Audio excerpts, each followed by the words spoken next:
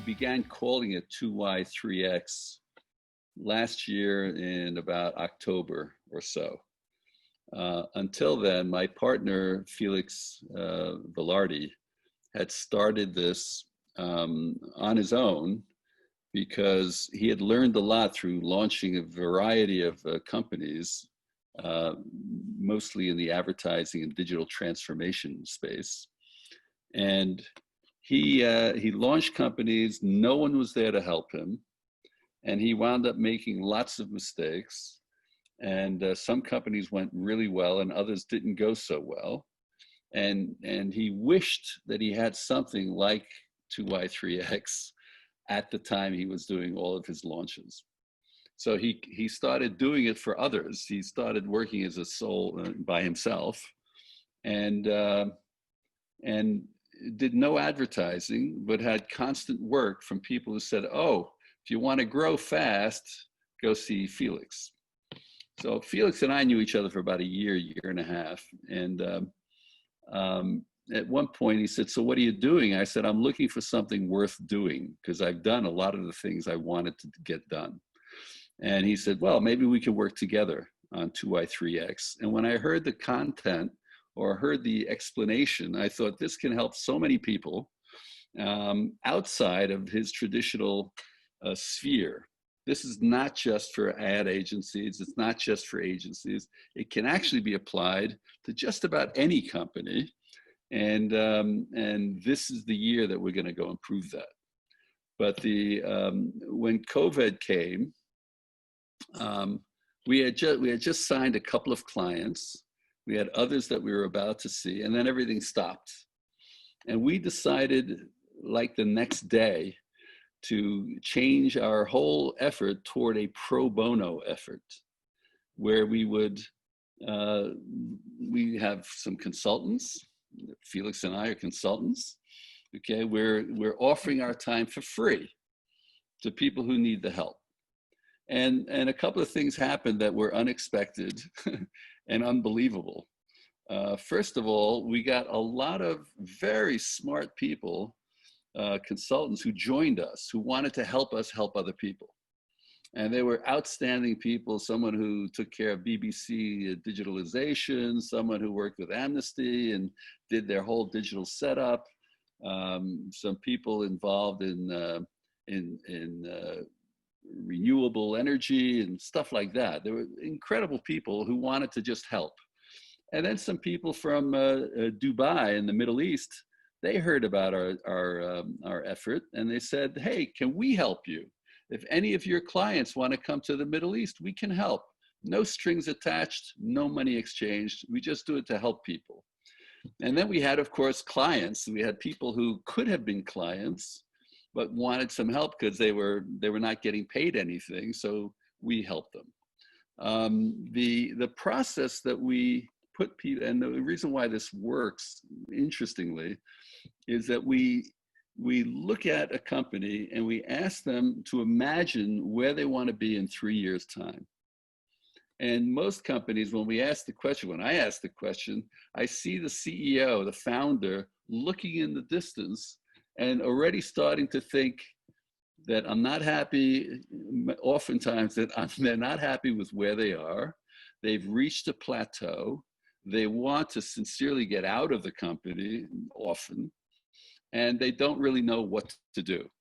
Okay? And that's when we meet them. And when we meet them, we talk about what their values are, what drives them, not what's on their website, but what's in their heart, what drives them. And then we see that others in the company also are driven by similar things. We ensure that there's not a coordination, but a concurrence of concept about what we exist for, why are we here? And then we talk about the 3 years hence.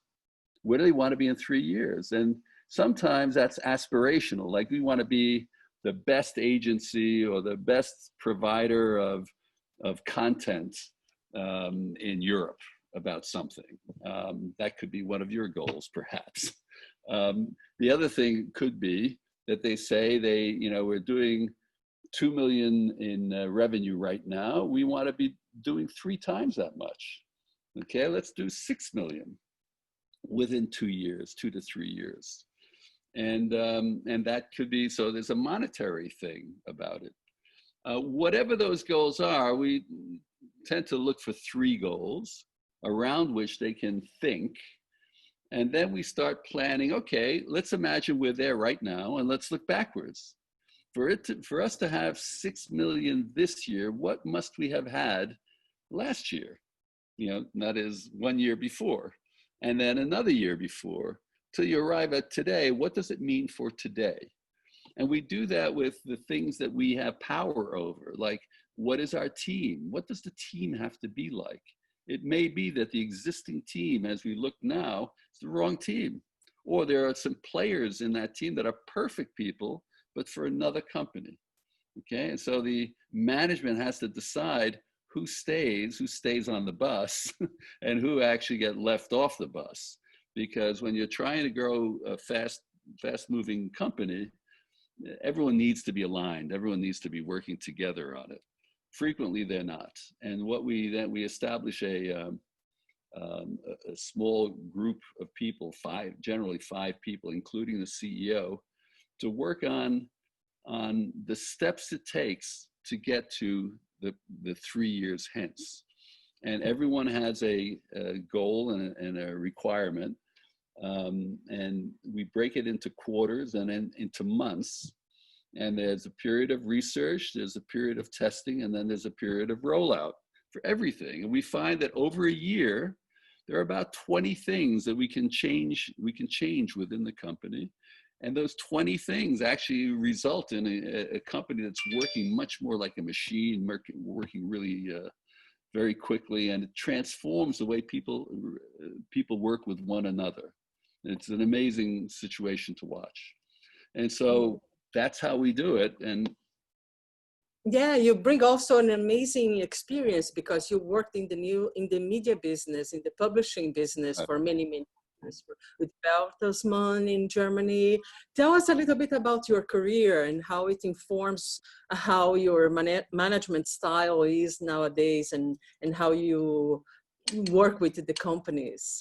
Well, I guess I had 2 very different experiences. You could say 3 very different experiences. I started inadvertently working to launch a magazine in Italy because I happened to speak Italian. And I always told friends that it was what a waste of time I speak Italian, because who speaks Italian? So I speak Italian, but so what? And it turns out that the first role I had was that. Your family is Italian, or you have? My mother is Italian from Bologna. My father's from Poland. And when they wanted to keep secrets from me, they spoke Italian. So I put the language together by asking my father, what did this word and that word mean? And then with my mother, I'd say, what did this other word and this other thing mean? And I put the language together because I hated when people were talking about me without telling me. So I learned that way. My father had escaped from a Nazi prison camp. And he said, Frankie, learn German, you never know. So I learned German. And then I learned French, so that I had a secret language from my parents, because my parents couldn't speak French. Anyway, that was kind of, it turned out that my first job overseas was working, because of my languages, in a first publication that was done in 4 separate language editions and distributed in 12 countries in Europe. And it was a very boring magazine. It was a trade magazine for consumer electronics and hi-fi. And you know, if you wanted to reach the entire European market, you spoke to me. And we were way ahead of our time on that. No one else was doing anything like that. But we had, our clients were the biggest electronics companies in the world, and they were treating us like we were royalty when we went to visit them. So it was an interesting time. I was very young, and like 24, 25 when I started in Italy. And I was successful because I didn't know what I was doing. I just did what I thought was right, and it happened to be the right thing. And in Italy, the people are so nice. They were welcoming me all the time, and I became like in Florence. There was an international trade show, the International Trade Show for Consumer Electronics. The only reason why it was international was the only international person there was me. I would show up and it would become international. It was funny because I'm from New York originally, and it's just funny. Anyway, that wound up, I wound up going from there to a role with Bertelsmann, Gruner and Jahr. That happened because I was an early user of online communication and publishing. I had a brief time working with MEDEM, which is the largest music event in the world for the buyers and sellers of rights. And at that congregation, I met someone who was an early he had a company in doing email, but no one knew what it was. Okay, and when he pitched me, I pitched it back, and the owner of the company heard me pitch it and said, "Hey, we need someone to be the president of this company. Maybe it's you." And in fact, it was a remarkable time because no one really knew what we were doing, and we were publishing already the Hollywood Reporter online and something called Polestar for the music industry online, and no one was doing anything online. So I then got interviewed by the head of who became the chairman of Bertelsmann. And I said, "You guys ought to put Stern magazine online." And he said, "What's that?" And I explained that I did a demo in his office, and it was an amazing moment because I became the first American working for the chairman in Hamburg, and that was a whole other thing where I wound up then going to America to help with Parents Magazine, and then launched some magazines in Spanish language for the U.S. That too, I thought it was fascinating that you sort of understood the market also for Spanish mothers, right? It happened. I was on a beach. I was on a beach in Acapulco, and I saw all these kids, and I said, "I wonder if there's any magazine for parents, for mothers in Spanish language in the United States," and there wasn't a single one. And I launched 3 magazines, one for women who were pregnant, one for women who had just had a baby in the hospital, and they got a little bag with goodies in it. And in the bag, there was one magazine, my magazine, it was called Una Vida Nueva, A New Life. And then I had one called Ser Padres, which was a magazine they got at pediatrician's office. There was no distribution channel.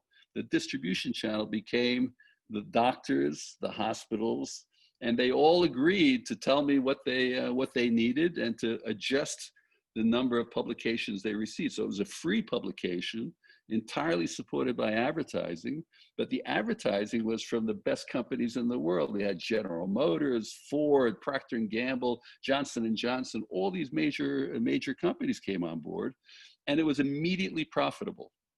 And then I was called by Ziff Davis, which was a big publisher of the biggest in the world, computer publishing. And they wanted me to go and set up an organization in Europe. And I started in Germany. And Bill Ziff, my first billionaire friend, he said, "Why did you choose Germany?" And I said, "Because that's the most difficult place I've ever worked in. And if I can make it there, I'll make it anywhere," as we say in New York. But if I could make it in Germany, then we can be successful elsewhere. And that was a very colorful period because we were seen as invaders, and there was no we. And the only non-German person was me. And we went and we launched what became the leader in the German market, probably within about 6 months. And this was in a marketplace where there were 150, 160 publications that all looked alike. We wound up becoming #1. And it was a glorious time for for people in the publishing area if you had a very clear proposition.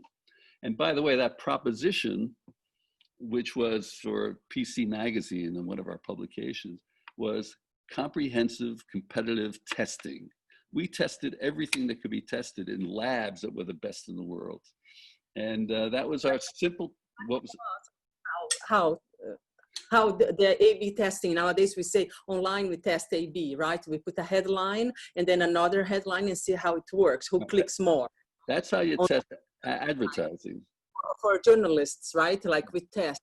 I put a headline and then I tweet and I see if that headline gets likes or retweet, or I do another one, right? A/B testing we call. But what did you do before was like, how was it like with the publishing? What we did, we invited all the supply. Let's say we were doing a test. We wanted to see what's the best monitor or the best printer or the best portable computer, okay? Whatever it was, whatever was comparable, we would invite to be tested.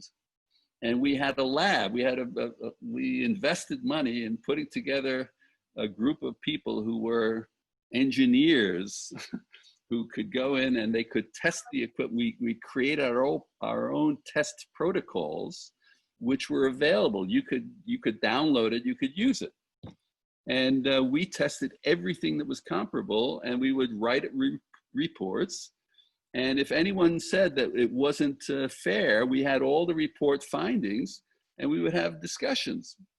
What was interesting at the time was that I was the head of international there, and the journalists were sometimes, and in Germany, surprisingly to me, they didn't want to print all the results from the tests. And I said, why won't you print them? They said, because that's IBM was a really big advertiser, or HP was a really big advertiser. We can't say they're terrible computers. I said, you must say that they're terrible computers. I don't care about the advertiser. I care about the reader. If the reader believes us, the advertiser will always come. So it was a very early on, this proposition had to be clear, it had to be honest, and it had to be applied consistently across the market. And that's what we did. And it was amazing because no one else did it. Everyone else was protecting advertisers, but the reader, who, if you read PC Magazine, it was the most boring magazine in the world, but it was the 17th largest magazine of any magazine in the world, because people who bought computers needed to have that content.